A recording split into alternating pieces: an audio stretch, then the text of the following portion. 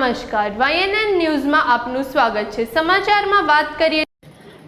Israel અને America દ્વારા Iran ઉપર થયેલા હુમલાનો પ્રભાવ વિમાન સેવા ઉપર પણ પડી રહ્યો છે। વડોદરાના યાત્રીઓ જહાદ એરપોર્ટ ઉપર ફસાયા હોવાની માહિતી સામે આવી રહી છે। કનેક્ટિંગ ફ્લાઇટથી અન્ય દેશોમાં જનાર મુસાફરો દુબઈ એરપોર્ટ ઉપર અટવાઈ પડ્યા છે। સાઉદી અરેબિયા દ્વારા ફ્લાઇટો બંધ કરાતા મુશ્કેલી સર્જાઈ ગઈ છે। હાલ 50 કરતાં વધુ વડોદરાના પ્રવાસીઓ મુસીબતમાં હોવાનું જાણવા મળી રહ્યું છે। ગલ્ફ દેશોમાં હજારો ગુજરાતીઓ વસવાટ કરતા હોવાના કારણે ચિંતા વધી છે।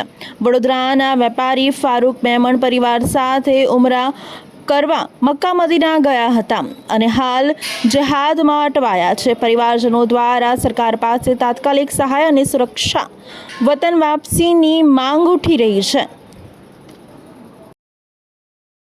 इकराम है, हम बम्बई से आए हैं उम्रा करने के लिए।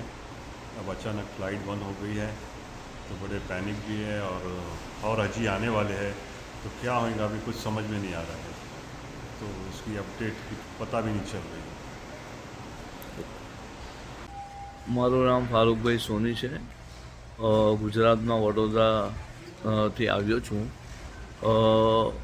મુસ્લિમ સમાજનું પવિત્ર રમજાન માસ ચાલુ છે।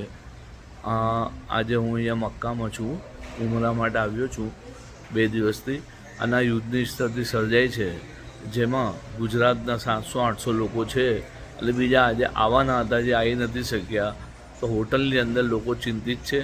લોકોના સગાવાલાઓ રહી ગયા છે, આવવાના બાકી છે, કોઈની દવાઓ લઈ આવવાની બાકી છે, કોઈનું સામાન લઈ આવવાના બાકી છે ત્યાંથી, તો લોકો બહુ ચિંતિત છે।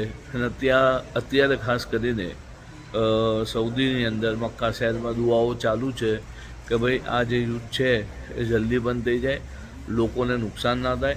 આ સમગ્ર વિશ્વની ચિંતાનો બહુ મોટો વિષય છે અને અત્યારે રમજાન માસ ચાલુ છે। ખાસ કરીને લોકો અહીંયા બંદગી કરતા આવતા હોય છે, તો બંદગી માટે આવવા માટે રૂકાવટ થતાં લોકોમાં એક ચિંતાનો વિષય છે। ખાસ કરીને દુઆ ગુજારવામાં આવે છે કે આ સ્થિતિ જે સર્જાઈ છે યુદ્ધની એ જલ્દી બંધ થઈ જાય અને સમગ્ર વિશ્વમાં શાંતિ રહે એવી પ્રાર્થના કરી રહ્યા છે। ફારૂકભાઈ સોની, Vadodara, Gujarat. Subscribe now and press the bell icon. Never miss an update.